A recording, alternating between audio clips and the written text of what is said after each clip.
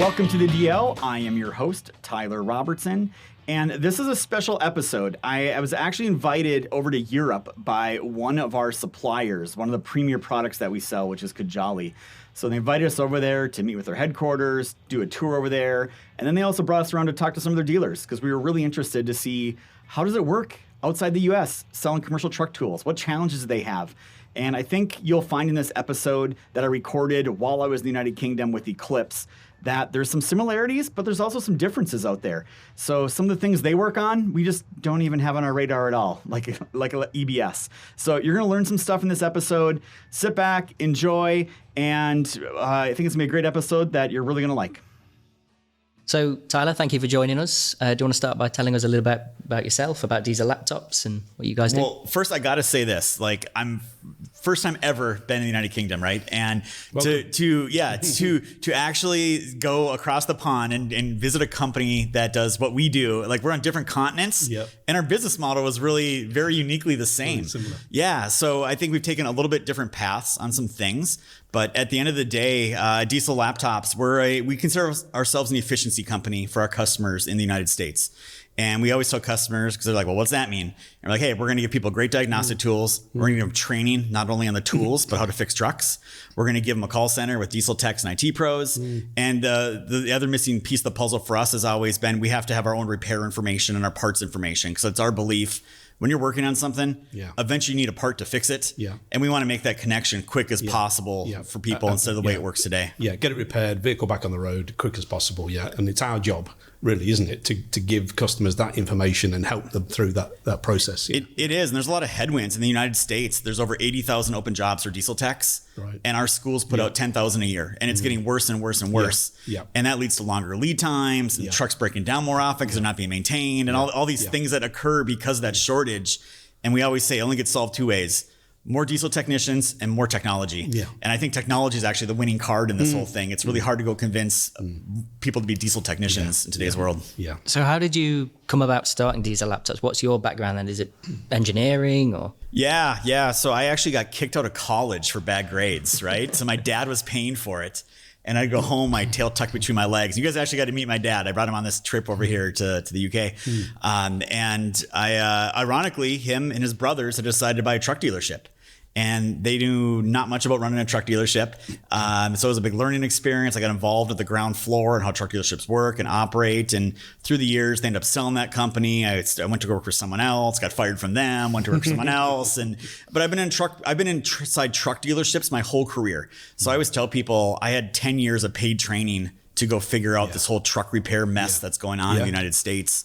And really that's what really led me to see opportunity. And the opportunity was, you just listen to your customers. And I was at the delership and customers were saying, I can't work on my own stuff. Your shop's backlogged for 2 weeks. This is horrible. Like why is this? And I'm like, man, I think people would buy some diagnostic tools. And they did. I think doing what we do is quite difficult, but actually quite easy because, like you said, the customer tells you what they need, tell you where the pain is. It's our job to provide a solution for that pain. And so many people miss that, right? So many times people just have their product, they're trying to jam it in there. And they don't care what the customer says. They're going on with their sales pitch. And you got to listen to them. And they trust me, you solve their problems. You're going to make money at the end of the day. And the customer for life, actually. You are. Like, you're the hero, right? To them, right? But you're making them the hero to their customers or their boss. And that's really what it is. You're enabling them to be better at their job. To look good. Exactly. To be good for their customer. 100%. So everything we do is always customer focused. Anytime we have a new idea, a new product, a new thing, we always start with, how does it benefit the person using this? And then we kind of back into like, okay, let's make a thing. Let's test it out. Can we sell it? What can we sell it for? And we kind of go that route. And I think that's a better way than a lot of people have technology. They try to jam it into something and just say, oh, it should work there. It doesn't a lot of times, right? It's not the right solution. Exactly. So we see how well you're doing in the US. Obviously, all the hype you guys are making online, etc. How do you guys approach sales in a huge continent? I mean, that was the problem. I mean, honestly, and for the audience, like, I got a chance to hear how you guys do things. I'm kind of coming out of this like, man, I think we need to try kind of some of the stuff Eclipse is doing. So I think we're going to actually try some of this stuff. I already talked to the other execs that are here with me. So we do a little bit different. So, we try, United States is huge, right? Huge square miles. Absolutely. And we tried to have people go out and visit customers. But man, we can only visit like one or two a day. And we were like, man, we're going to have hundreds of sales reps around the country to do this thing. The logistics just make your method different, doesn't it? To the way we do things. It was so tough. And then the other problem was, how am I going to go find a couple hundred sales reps and train them on diagnostic tools and trucks? Like we were like, this is not going to be an easy task. So our sales manager came to me one day. Actually, he was a sales manager at one. He was just my sales guy at the time. And he goes, Tyler, I got a great idea. He goes, we are never going to do a demo again. We are never going to travel to see a customer again. And I think we can sell more of these. I'm like, well, great. Because how, like, like what's your secret sauce here? Magic wand. Like, okay, like this is against everything that's ever been done, like in our industry. And he said, well, first of all, he goes, diagnostic tools, Tyler. I want you to go out there and just do a bunch of videos. Just take your phone out, hook up the truck, and just run through the tests and commands on different trucks. So when a customer says, does it do a regen on a Cummins? I can be like, it does a regen on a Cummins, Mr. Customer. Here's the YouTube video. I don't need to drive out there to show you. The tool's going to work. So we did that. We made a whole bunch of videos. And ironically, our YouTube channel, and we're in the truck diagnostic space, right? It's got over 8 million views on people watching these videos. And then we said, look, we have a bunch of customers that love us. Let's make a referral list. So if customers ask, like, who else has one? I can be like, call any of these guys. They're all happy. They can be your salesman. And every single one's like, actually the complaint we got was so many customers were calling them. They were like, can you like, can you tone it down? Can you like not give my name to so many people? I love you guys, but it's getting ridiculous. So we did that. And then the other thing we did, which wasn't done at the time, is we said 30-day money back guarantee. So because we were confident in the products and confident in our services, and we just said, hey, if that customer gets it and they're not happy with it, forcing them to keep it is not going to end good for either of us. They're going to be online, keyboard warrior, like we talked about earlier, and bad reviews and YouTube videos and the internet today. So we went down that route, and it was a big adjustment for everyone because everyone got really comfortable doing demos, but it really worked out well for us because now I could scale. Now I could say, okay, this works. And when we started hiring people that knew nothing about trucks and nothing about diagnostics, and within 60 days, 90 days, they were off to the races selling a lot of kits. So it's been a learning experience, and it's been, I think, how we've had to do it. But we also have a really good marketing team that generates like literally thousands of sales leads every month. It's just a big country, right? So we're trying to, now we're kind of looking at it like, man, there's certain customers you just can't reach with video and online marketing and pay-per-click and Google Shopping. How do we get in front of those customers? So some of the lessons I learned today, I think we're going to take back to the States. That's very good. Thank you. Well, we have, obviously with us being a small island, we have the obviously benefit of going out and doing the demonstration. And we only have to travel a couple of hours. Generally. And we also then go back to the customer to do some on-site handover training, and then we can obviously back them up with technical support and further courses if they need. How do you guys go about approaching training and technical support? Yeah, it's been an evolution. So what we traditionally do today, as soon as that salesman closes the deal, order gets sent into the production team, we have another team that basically calls that customer and says, hey, great, your kit's going to ship today or tomorrow. Let's schedule you for one of our live sessions. So we do multiple live training sessions every single week. And these are some of our experienced trainers that have been there. We also include in the laptop about an hour's worth of on-demand training. They can do it any time. We actually made a little launcher program. So they don't actually like click icons on the desktop. They have to our launcher shows up and right away it's like, watch the videos. So we tried to push that on them. And then we opened up training centers. So at first I wanted these training centers because I was like, people actually need help on diagnosing. They don't need help with the tool. They need help like, how do I do electrical? How do I do after treatment, hydraulics, HVAC, like all these other systems. But what I come to find out is actually some of the most popular courses are actually the software courses, which is surprising. Like people are paying me money to come to courses. I'm like, we're giving it away for free. Like you just go to these things, but it's really worked out well. So we got training facilities now in Dallas, Chicago, Atlanta, South Carolina, and there'll be more coming up. And I've always said for me, it's not, I don't care to make money on those things. Like I just want them breaking even. And if I have training centers across the country, people are coming to my training classes, learn about electrical, they're going to learn about diesel laptops, and they're going to call me when I need something. So I almost view it as like a marketing extension more than anything else. I think we have luxury in this country, don't we, of a tie to geography, really. So we can, but just the way we do it. So we travel to our customer to give them a demonstration eye to eye in front of them, and then training will again travel them to give them the training on site. But we are starting to use more and more so the online connectivity. Because I think human brain can only take so much in a session, but with technical support where customers call in and they're literally having a mini tutorial while they're speaking to our guys. So it's interesting, a very similar way of doing things. Well, really. even again, like we're on different sides of the pond. The tech support's the same way. We just say like have the heart of a teacher here when people call in. Just don't do it for them. Show them how to do it. This is how you run the command. This is where the repair information is, right? And we do that because we all want to make them more empowered and be more successful at their jobs. And trust me, I think we both get plenty of tech support calls. We'd all like to reduce it by at least one every day. Right? So it's our interest that they know.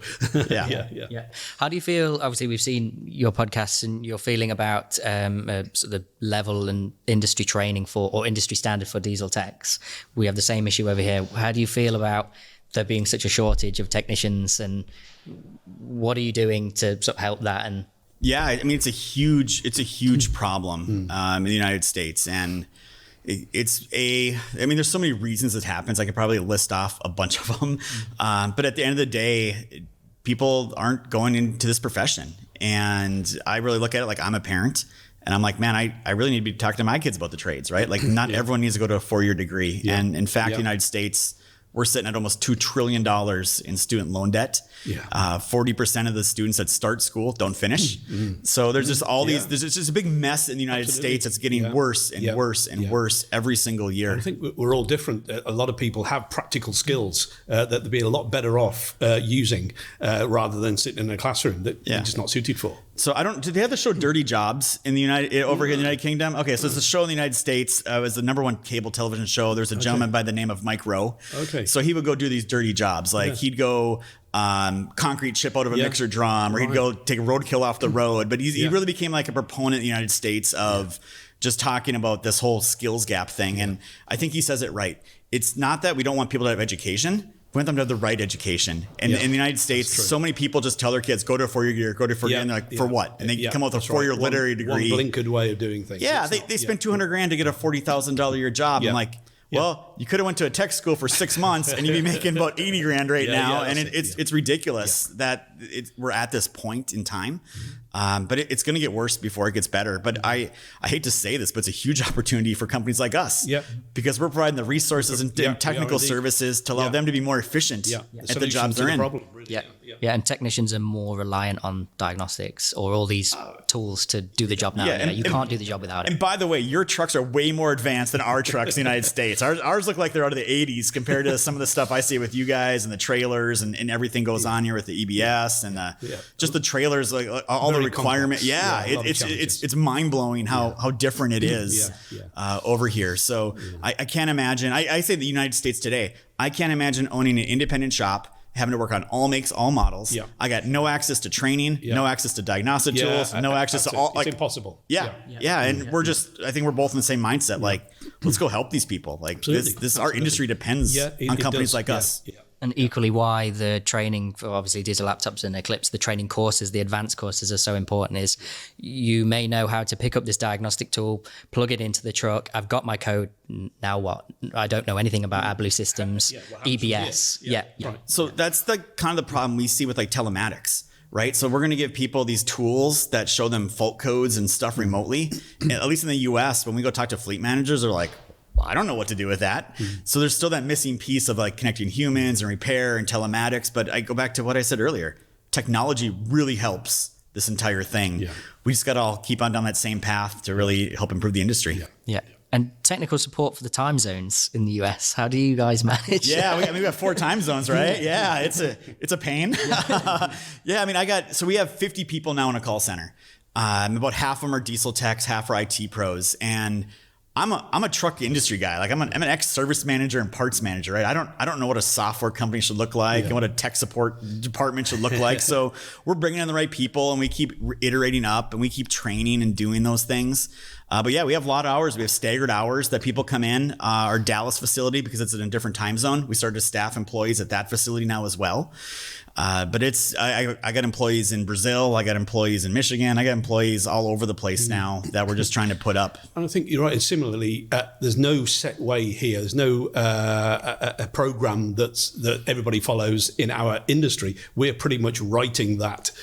So we don't follow the story of how we have to literally make it up as we go along, but for the benefit, because we can adapt and change things to suit the problem and our customers. Yeah. I mean, one of the thoughts I've had is actually trying to, convince some of our vendors here, like, let me open up in Australia. So like on the opposite side of the world, I could put a sales center there and tech support. Yeah. I'm like, oh man. And then, hopefully work with Eclipse a little bit. And I'm like, I think we could offer like around the globe 24/7 tech support if we had the right people in the right locations. Let's keep talking. Yeah. I think it would work though, right? Like it wouldn't be that much of an investment. Exactly. We'd have some people there, and I think we could make this thing work. I've always wanted to go to Sydney. This is my first time outside North America, so I'm excited just to be here in Europe. Okay, so the perception of, if we move on to the actual multi-brand diagnostics as a product, sometimes the perceptions are a little bit off about what these tools are capable of, what they can do, what they cover. Do you want to talk us about what that's like in the US of dealing with customer expectations? So I feel like I'm watching the same film strip over and over and over again. So what I would explain is like automotive. Everyone knows there's multi-brand automotive tools. Like I can go to my local auto parts store in my Walmart. Take your pick. And take your pick, right? And you can't tell the difference between any of them. Yep. Right? Which one's better? I don't know. In the United States, I would say like 5 years ago is when people started to realize, wow, there's multi-brand tools that do almost everything the dealership tools do with one interface and one box. And that was like mind-blowing to people. And that's really where a lot of our business started to take off at Diesel Laptops. And then I knew nothing about off-highway. Like I'm a truck guy. So, our vendor's like, hey, you should sell some of this off-highway. I'm like, what do I know? Like how many cables are there? What do they plug in? What engine? Like I knew nothing. So we were fortunate to have an employee in tech support at the time that worked for off-highway equipment dealer. And he's like, we're like, hey, you want to go hook this thing up and connect to some things and see what happens? And he went out and he came back. He's like, man, these are some really good tools. Like I didn't know these existed. I'm like, I didn't either. Is this a thing? Yeah. So I can say now, today at Diesel Laptops, some of our biggest customers are primarily off-highway customers. And it's a lot of it's been the equipment rental companies where they're like, hey, we got 4,000 locations and we need a laptop in each. And you're like, okay, let's talk. And that's it. And we were saying earlier, probably every other sale is now off-highway. In some way or form. More than 50% of our kits on our dealer level tools have off-highway license on them. And we tell repair shops all the time, like, man, you want to extend your business? You're already working on a diesel Caterpillar in a truck. It's really not that different than that diesel Caterpillar and that dozer over there. Using the software and a little bit of help, and you can expand your business. Yeah, exactly so. All these machines it seems like they're just a few years behind and catching up with what's on the trucks anyway now. They all have DPFs, they all have AdBlue, everybody wants it turned off, but they all require a force regen, they all go into limp mode, it's the same issue. So our biggest struggles with like marine, ag, and off-highway is that people don't believe an option exists. They still have the mindset that only the dealer has this, I can't go anywhere else, nothing else could possibly work. Yeah, exactly.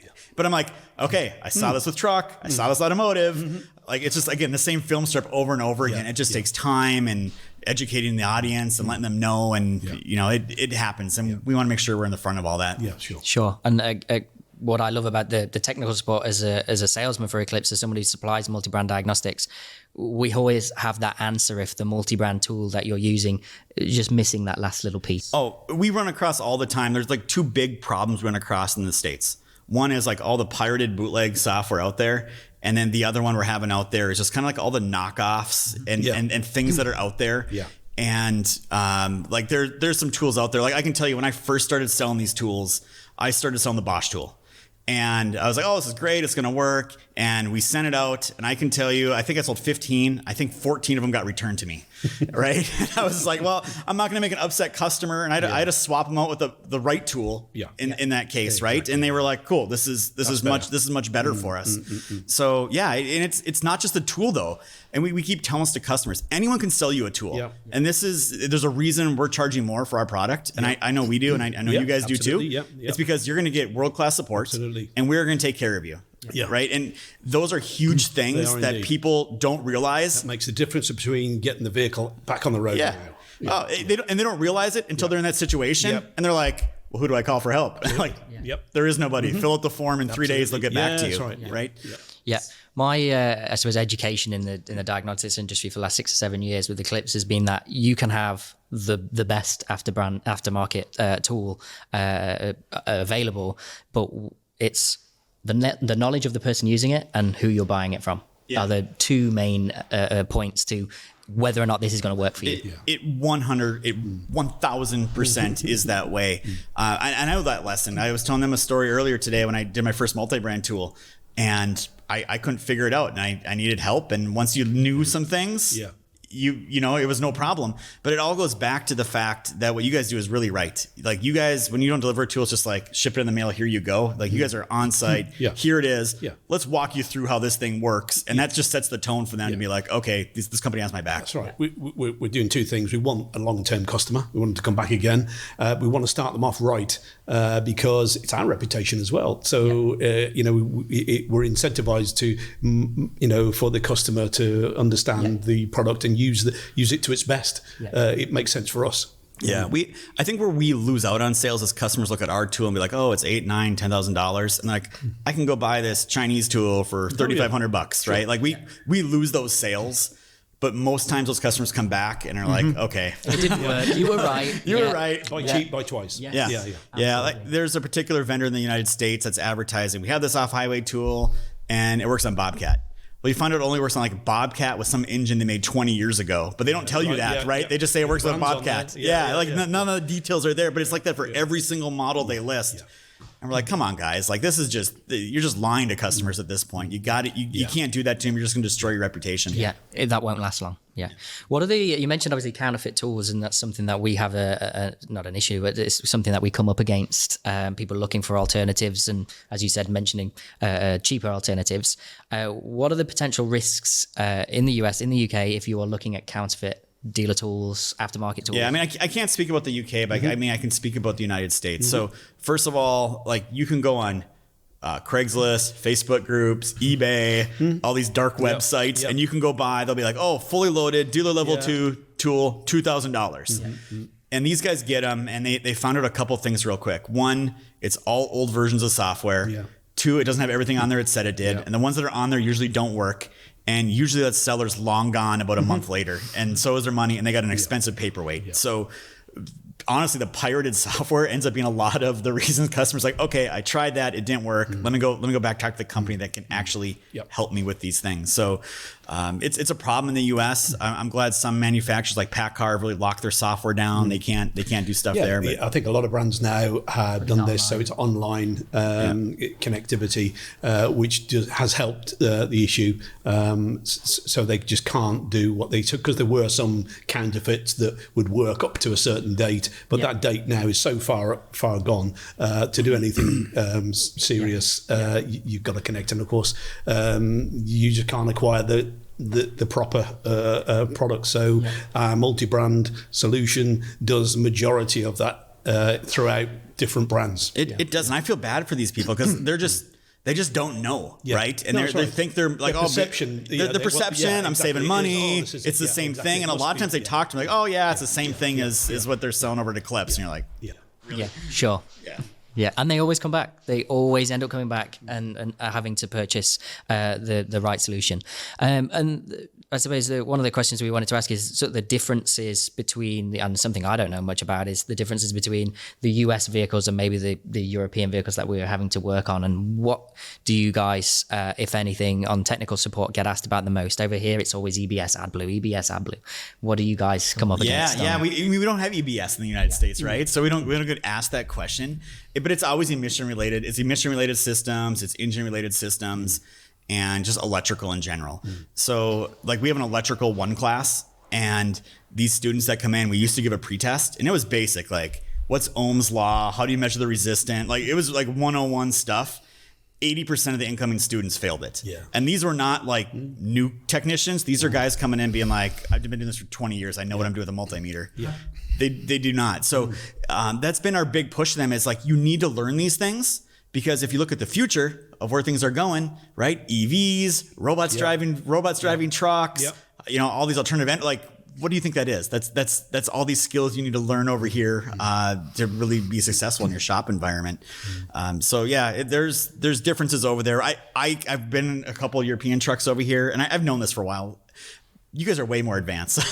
Like they're like, I go in there, I'm like, man, these are like spaceships compared to some of the trucks we got in the United States. Well, it's definitely more complicated and more headache for us. I think that's the tool. Yeah.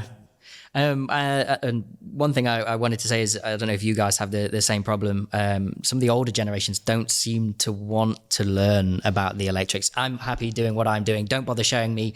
You know, sometimes I'll go out to a customer. I'll have 5 guys there. 4 want to look at it, and there's 1 or 2 guys there who I'm beyond this. I'm not interested. Just show the guys. Well, it's good to know that's not just an American problem. Hearing you say that, right? So yeah, I mean that's the hard part in the States is I'll jokingly call them like the no hair, gray hairs. Like they're all these guys that have been there for a while. Yeah. You know, they're retiring. And you know, fact is, if I was that situation, I probably wouldn't want to pick that stuff up either. I'd be like, you know what, let me keep doing my thing. I got 3 years left on the clock and I'm out of here. Yeah. But you know, I've experienced of people who are saying that, oh no, I'm too old, I'm retiring soon. And then the guys that have picked it up and gone with it, and we give them the training, we give them the support, the right tool, and they extend their retirement. You know, they're getting on so well with it, they can just keep on going. Yeah.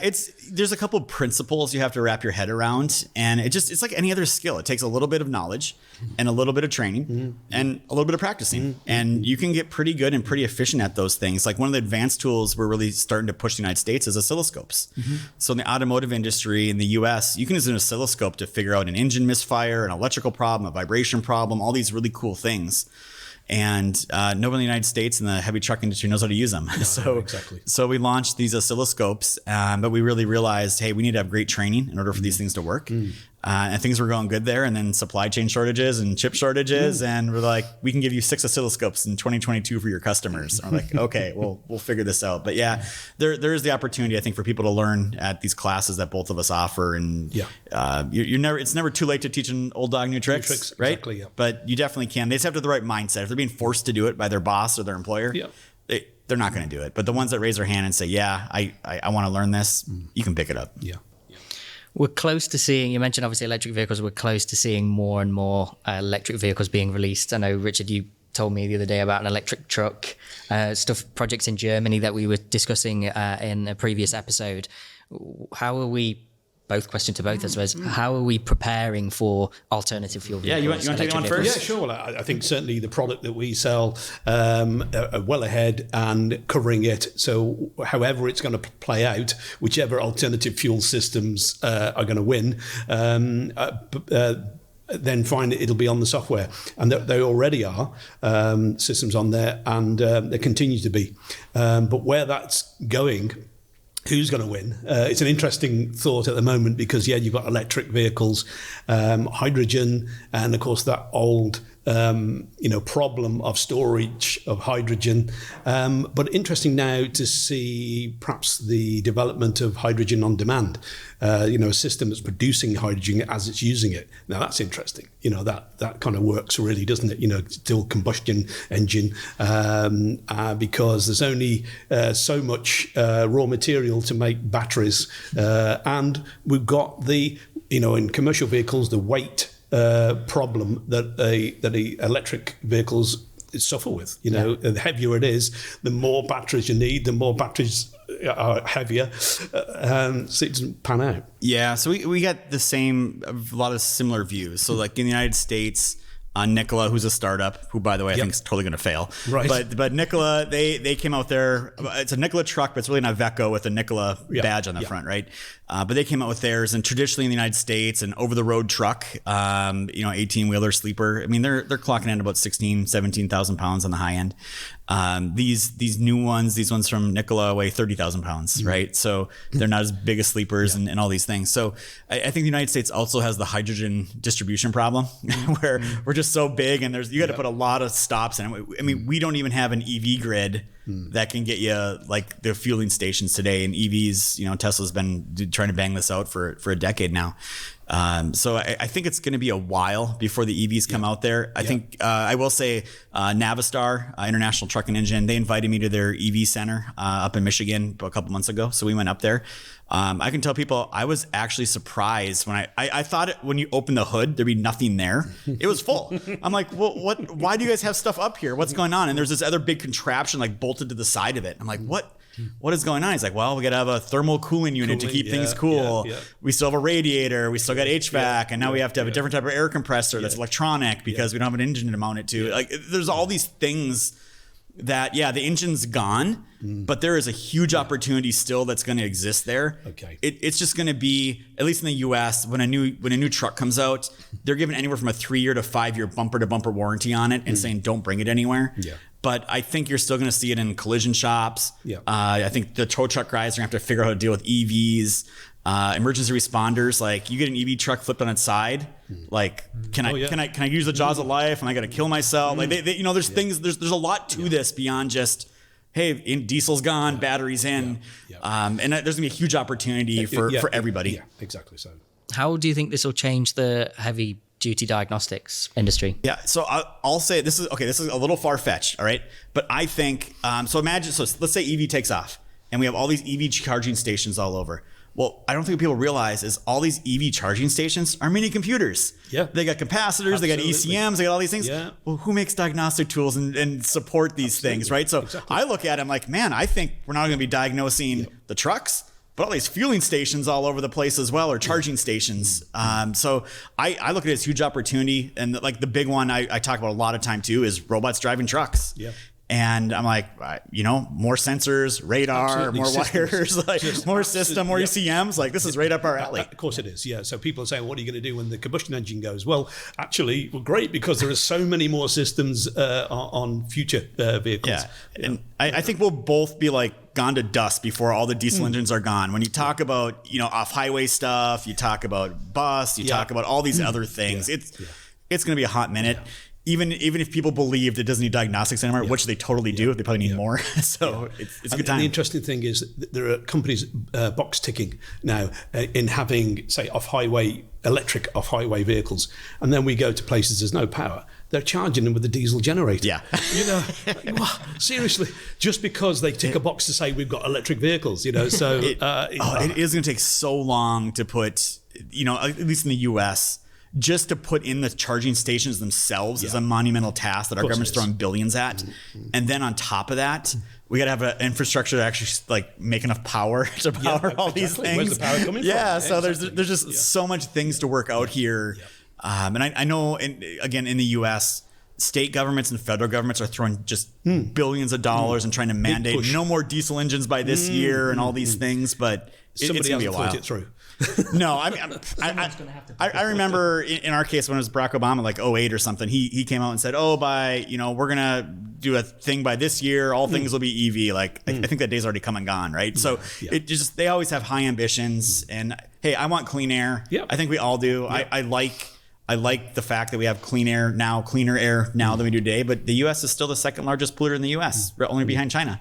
So we still have a long ways to go to help this whole thing, but progress to be made.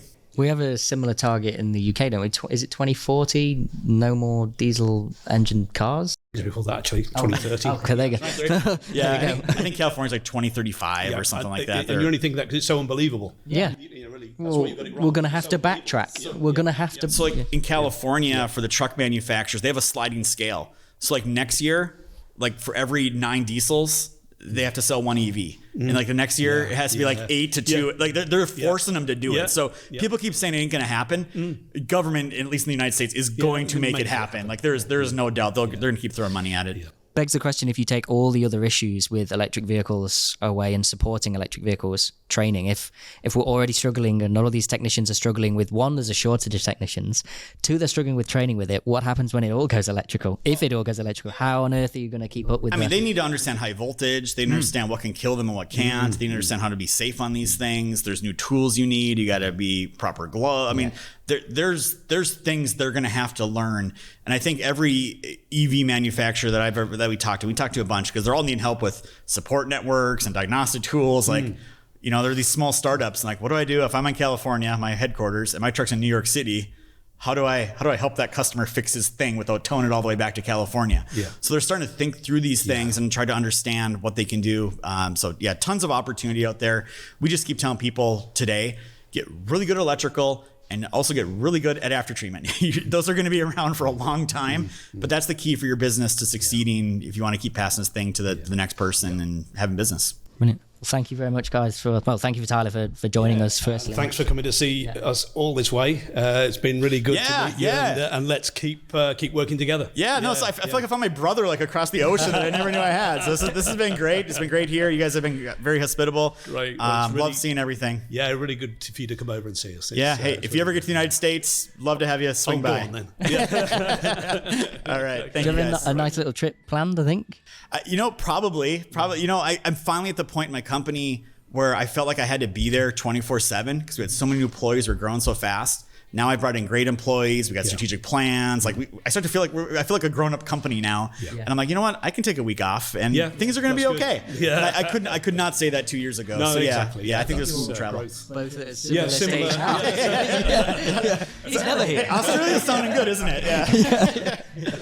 Yeah. Well, thank you very much for joining. Thank you. Yeah, thank you very much. Cheers. Thanks for watching, guys.